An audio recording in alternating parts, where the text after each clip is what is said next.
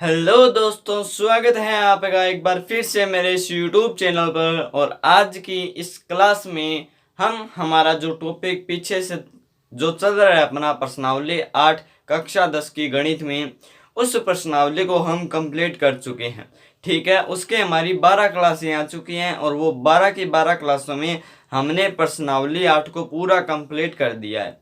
ठीक है, तो आज हम क्या करेंगे, आज हम कक्षा 10 की प्रश्नावली 8 के उन प्रश्नों पर चर्चा करेंगे और उन क्वेश्चंस पर चर्चा करेंगे जो यहाँ पर बनते हैं और बोर्ड एग्जाम में आते हैं। 10th बोर्ड जो है वो बहुत ही ज़्यादा महत्वपूर्ण होती है, उसमें गणित में प्रश्नावली 8 से बड़े प्रश्न आते हैं। और वो कौन कौन से ऐसे प्रश्न हैं, उनका क्या पैटर्न है, वो आज मैं आपको बताने वाला हूँ। कुछ क्वेश्चंस मैं आपके लिए लाया हूँ, उन क्वेश्चंस को मैं आपको सोल्व करना बताऊंगा और मैं बताऊंगा कि किस तरह के क्वेश्चन आपके सामने आ सकते हैं। ठीक है, वो आज हम देखेंगे कि बोर्ड एग्जाम में प्रश्नावली 8 से कौन कौन से प्रश्न आ सकते हैं, वो आज आपको मैं बताने वाला हूँ। ठीक है, तो मेरे चैनल को अभी तक सब्सक्राइब नहीं किया है तो चैनल को सब्सक्राइब कर दे और वो घंटा वाला बटन जरूर दबा दे। ठीक है, तो स्टार्ट करते हैं आज की क्लास।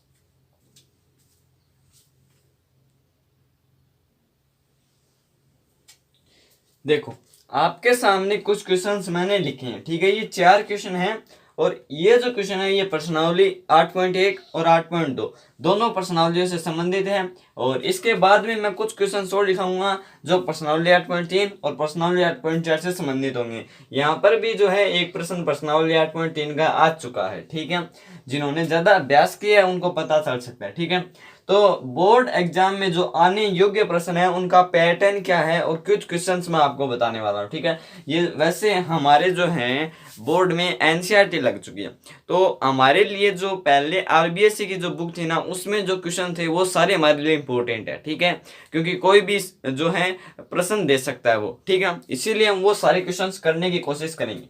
तो आरबीएससी के जो है वो कुछ क्वेश्चन हैं ये। ठीक है, पुरानी आरबीएससी के।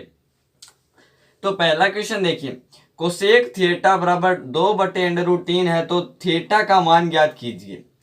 अब नीचे आपको कोई कोण का मान नहीं दिखाई दे रहा है, आपको दिख रहा है π/3, π/4, π/6, π/9, ये आपके ऑप्शन है। तो इसका क्या मतलब है, तो ये जो आपका पाई है ना, ये रेडियन माप है। क्या है? रेडियन माप। और पाई बराबर होता है 180। ठीक है, तो पाई के बराबर जब आप 180 रखोगे तो 180/3 यानी 60, इसके बराबर रखोगे तो ये हो गया 180/4, इसके बराबर फिर से 180/6, यानी इस पाई का मान जो है वो 180 है। ये रेडियन माप है। ठीक है, और ये यहाँ पे काम आएगा। तो कोसेक थीटा बराबर 2/√3 है, तो कोसेक के किस त्रिकोणमितीय अनुपात के बराबर 2/√3 होता है? ये अपने सारणी में आया था, प्रश्नावली 8.2 है, वो सारणी पर आधारित है। तो वहां से ये क्वेश्चन बन रहा है। आपको कोई भी यहाँ पर त्रिकोणमितीय अनुपात दिया जा सकता है और उसका मान दिया जा सकता है। फिर आपसे पूछा जा सकता है कि थीटा का मान ज्ञात करो, तो या तो आपको सीधे मान दिए जा सकते हैं जैसे 30 डिग्री, 40 डिग्री, 60 डिग्री, 50 डिग्री। ठीक है, या आपको इस तरह से रेडियन माप में दिए जा सकते हैं π/4, π/6, π/9। ठीक है, तो यहाँ पर जो है कोसेक थीटा का जो 2/√3 मान है ये होता है कोसेक 60 पर। कोसेक 60 पर ये मान होता है। ठीक है, यानी थीटा का मान क्या है? 60 डिग्री। हमें यहाँ पर 60 डिग्री कहीं नहीं दिख रहा है, तो इस मान को हम सोल्व करेंगे। पाई का मान मैंने बताया 180, तो 180/3 यानी 60 डिग्री, यानी ए ऑप्शन हमारा राइट है। ठीक है, इसका हो जाएगा 4 चौक 16, 2 बचे, 4 पंजे 20, तो 45 इसका मान निकलेगा। इसका हो जाएगा 30 और इसका हो जाएगा 20। ठीक है, तो इस तरह से ये सोल्व हो सकता है। ये क्वेश्चन है एक पैटर्न का, ये एमसीक्यू में आ सकता है। कोई भी त्रिकोणमितीय अनुपात लिख सकते हैं, sine theta, cos theta, tan theta, cot theta, sec theta, cosec theta. फिर 0, 30, 45, 60, 90 किसी भी डिग्री पर आपको मान पूछा जा सकता है और इस तरह से आपको फंसाया जा सकता है। ठीक है, लेकिन आपको नहीं फंसना है क्योंकि आप मेरा चैनल देखते हैं, आप मेरी क्लासें देखते हैं। ठीक है, अब देखिए दूसरा क्वेश्चन, 10 π/3 इंटू 10 π/6 का मान ज्ञात करो। 10 π/3 इंटू 10 π/6 का मान ज्ञात कीजिए। देखो, 10 π/3, पाई की जगह मैंने बताया 180, तो 180/3 यानी 60 डिग्री, तो 10 60, इस बिंदु का मतलब है गुणा tan π/6, π/6 का मतलब है 30 डिग्री।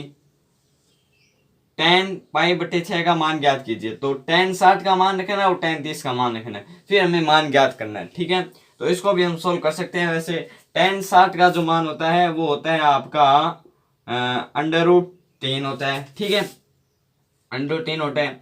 और tan 30 का जो मान होता है वो होता है आपका शायद 1/√3। tan 30 का मान होता है आपका, हाँ, 1/√3 होता है। ठीक है, अब जब इनको गुणा करेंगे तो √3 से √3 कट जाएगा और एक आ जाएगा आंसर। ये आपका इस तरह से सोल्व हो सकता है। ठीक है, ये जो कंफ्यूजन है ना π/t वाला, ये आपको ध्यान रखना है। ठीक है, क्वेश्चन कैसे भी बन सकता है। ठीक है, तीसरा क्वेश्चन है, ये आपका प्रश्नावली 8.3 का क्वेश्चन है। प्रश्नावली 8.3 जिसने ध्यान से पढ़ी है वो ये क्वेश्चन आराम से कर देगा। tan 81 डिग्री का मान ज्ञात कीजिए। अब tan 81 डिग्री का हमें सारणी में तो दिया हुआ नहीं है, सारणी में तो हमें सिर्फ 5 कोण दिए हुए हैं, 0, 30, 45, 60, 90। तो ये 81 का मान कैसे ज्ञात करेंगे? तो सर्व समीकरण है अपनी प्रश्नावली 8.3 के अंदर कि tan थीटा बराबर होता है कोट 90 माइनस थीटा के, ये है। तो tan थीटा बराबर हमें दे रखा है 81, तो हम लिख देंगे tan 81 बराबर होता है कोट 90 माइनस 81 यानी 9 के। तो कोट बराबर आ जाएगा कोट 90 माइनस 81 यानी 9, तो ये हो जाएगा कोट 9। तो इसका मान हो जाएगा कोट 9। ये इस तरह से इसका आंसर निकल सकता है। ठीक है, अब देखिए लास्ट एंड फाइनल क्वेश्चन है पैटर्न।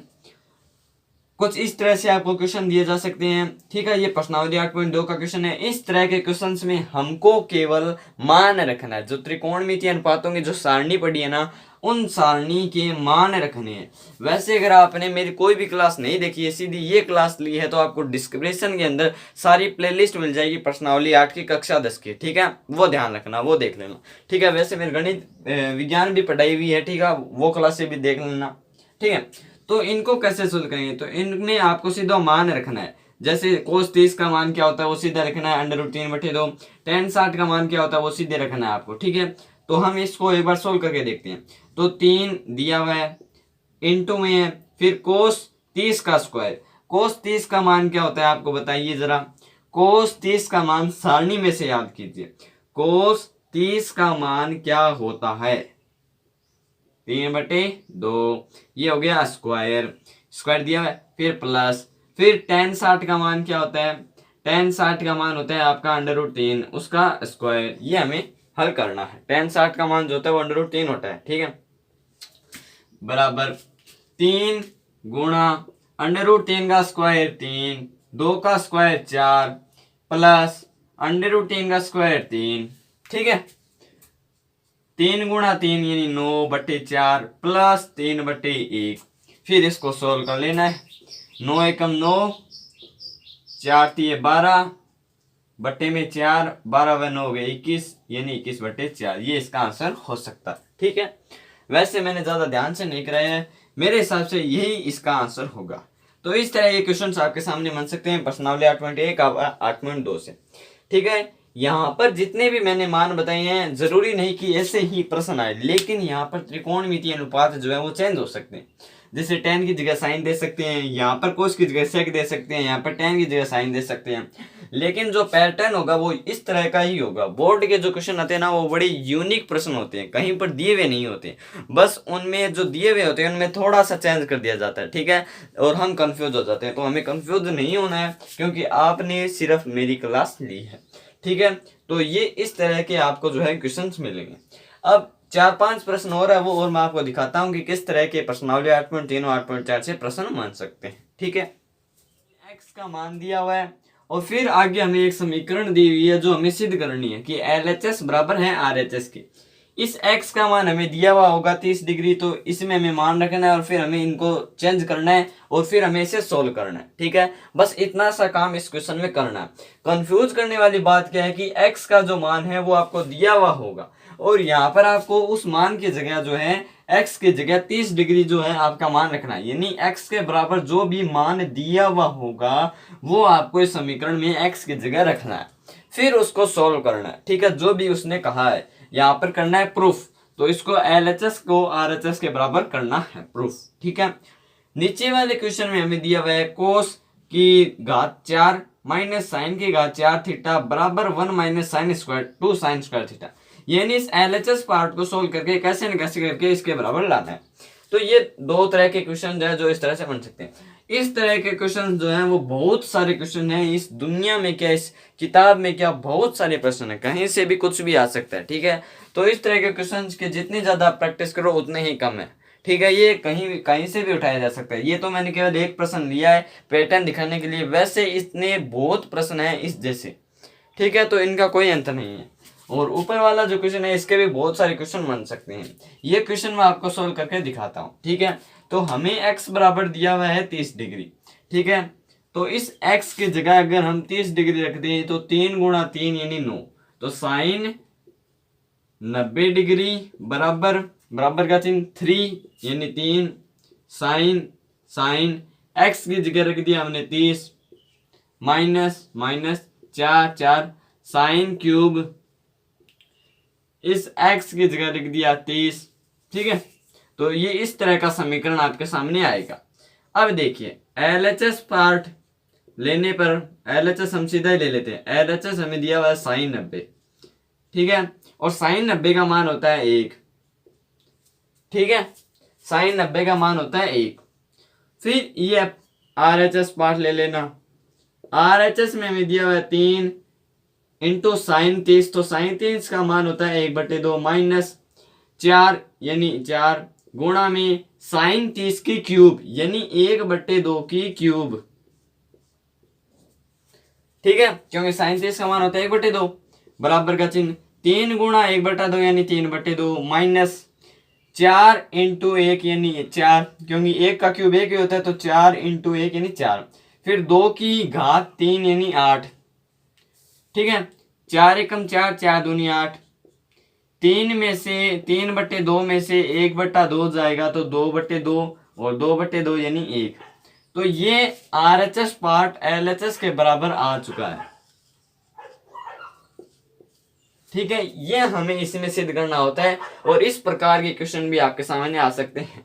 ठीक है, वैसे अगर इन क्वेश्चंस को सोल्व करना चाहते हैं तो मेरे पास ये बहुत सारे क्वेश्चन हैं। ठीक है, जितने चाहो उतने प्रश्न मेरे पास हैं। ठीक है, मैं कोशिश करूंगा कि इस वीडियो के अंत में कुछ प्रश्नों की फोटो मैं इस स्लाइड शो में शेयर कर दूं। ठीक है, कोशिश करूंगा। ठीक है, और हो सके तो मैं सारे क्वेश्चन आपके साथ शेयर करूंगा। ठीक है, तो ये एक क्वेश्चन बन सकता है x का मान देकर के समीकरण में दिया हुआ होगा, फिर उसको सिद्ध करना। ठीक है, ये क्वेश्चन मैंने आपको उदाहरण के स्वरूप पर समझाया था। एक नीचे वाला क्वेश्चन दिया हुआ है कोस की घात 4 थीटा माइनस साइन की घात 4 थीटा बराबर 1 माइनस 2 साइन स्क्वायर थीटा। इस चीज को हमें इस चीज के बराबर सिद्ध करना है। तो देखो, अगर हम इस कोस थीटा को a माने तो a की घात 4 माइनस b की घात 4, ऐसी कोई सर्व समीकरण इस दुनिया में है ही नहीं है ना, और है तो अपनी पहुंच से बाहर है। ठीक है, ये सर्व समीकरण है नहीं, तो हम इसको सोल्व कैसे करेंगे, ये इन क्वेश्चंस में समस्या आती है। तो इनको सोल्व करने का एक साधारण सा तरीका है कि इनको थोड़ा सा सरल कर लो। जैसे हम इस क्वेश्चन में LHS ले लेते हैं। LHS हमें दिया हुआ है कोस घात 4 थीटा माइनस साइन घात 4 थीटा।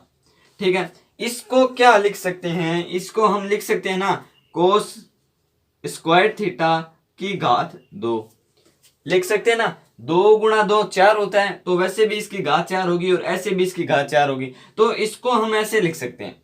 ठीक है, फिर माइनस, फिर ऐसा ही साइन में कर देंगे तो साइन स्क्वायर थीटा की स्क्वायर।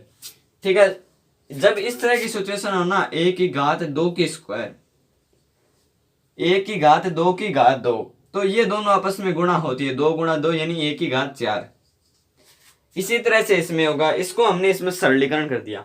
अब अगर हम कोस स्क्वायर थीटा को a माने और साइन स्क्वायर थीटा को b माने, तो ये सर्व समीकरण यहाँ पर लग रही है a square minus b square, और ये सर्व समीकरण बराबर होती है a प्लस b के a माइनस b के। हमें पता है, तो हम बराबर का चिन्ह लगाएंगे। इस कोस स्क्वायर थीटा में इस साइन स्क्वायर थीटा को एक बार जोड़ देंगे और एक बार घटा देंगे। ठीक है, क्योंकि ये सर्व समीकरण यहाँ पे लग गई। अब sine square theta plus cos square theta सर्व समीकरण अपनी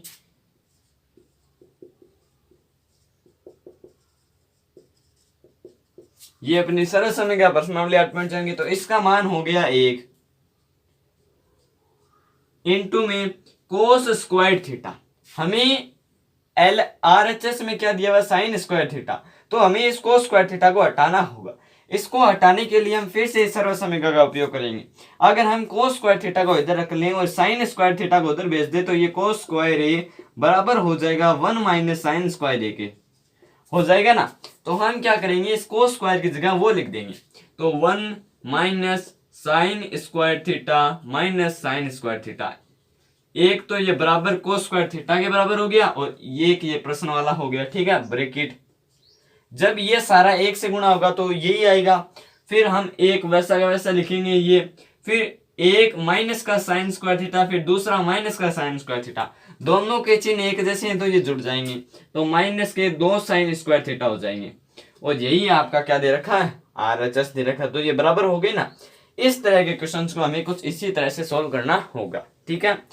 इनकी कोई सरल समीकरण नहीं है, इनको हमें सरल रूप में लिखना पड़ेगा। जैसे अगर हमें यहाँ पर कोस की घात 6 दिया हुआ था और साइन की घात 6 दिया हुआ था तो हम उसको कैसे सोल्व करते हैं, तो उसको सोल्व कर सकते थे हम साइन कोस की घात 2 की घात 3 फिर a cube minus b cube वाली सरल समीकरण वहां पे लग सकती थी, ठीक है। और वैसे भी कर सकते थे कि कोस की घात 3 की घात 2, कैसे भी कर सकते थे, ठीक है। इनको करने के 3-4 तरीके होते हैं, बस इनका अभ्यास जरूरी होता है, ठीक है। और ये बोर्ड में आने लायक कुछ क्वेश्चन थे और मैं कोशिश करूंगा कि आपको ज्यादा से ज्यादा प्रश्न शेयर करूं, ठीक है। और ऐसे प्रश्न जो हैं वो प्रश्नावली 8.4 में आपके बोर्ड एग्जाम में आ सकते हैं। तो थोड़ा सा आपको क्या करना है, प्रैक्टिस करनी होगी इन क्वेश्चंस की। और ज़्यादा से ज़्यादा 10वीं में अंक पाने के लिए ज़्यादा, अगर आप 95% से ऊपर बनाना चाहते हैं तो मेरे चैनल के जो नीचे सब्सक्राइब नाम लिखा हुआ है उसको फटाफट दबा देना, क्योंकि 10वीं का जो नॉलेज है वो मैं आपको देने वाला हूँ, किस तरह से आप 95 अबो कर सकते हैं, ठीक है। तो धन्यवाद दोस्तों।